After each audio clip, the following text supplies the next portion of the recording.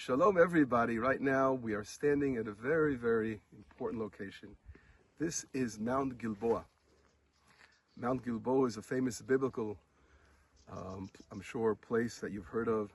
It's brought down in the book of Samuel, the end of chapter 1 and the beginning of chapter 2, where King Saul and his 3 sons, together with his weapon bearer, fall over here on this very, very mountaintop. And every time we come back today, we have the privilege of being here with a very great friend, our dear friend Mike Clayton.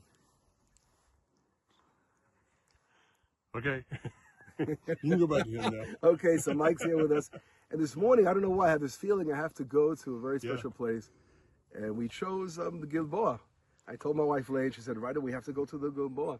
And all of a sudden, Mike comes and he knocks on the door and they said, we going to the Gilboah. He goes, what? I've never been there. Yeah. And this is one of my favorite biblical places.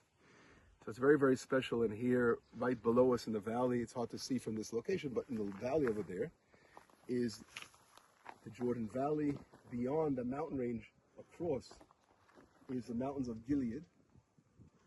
And right across from us, over here, right past this tree over here, this carob tree that we're standing under, is Jenin, location of Jenin over there.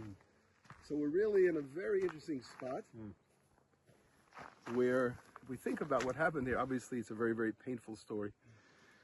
And every time you read those words of King David after finding out what happened and eulogizing King Saul and his dear, dear lifelong buddy, Yonatan, it's so painful, tears come to your eyes. It's like it just happened, this terrible tragedy. But we know, that the ups and downs of Israel have always been through tragedy and then growth.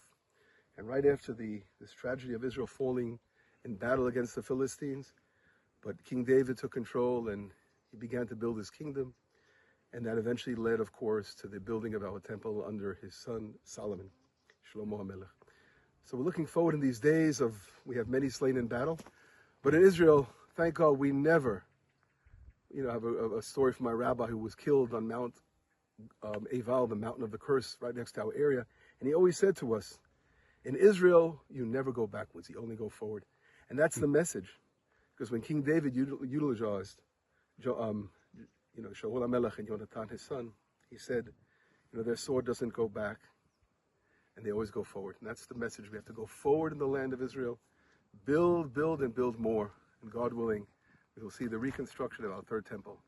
Blessings from the land of Gilboah. Shalom, everybody. Bye-bye.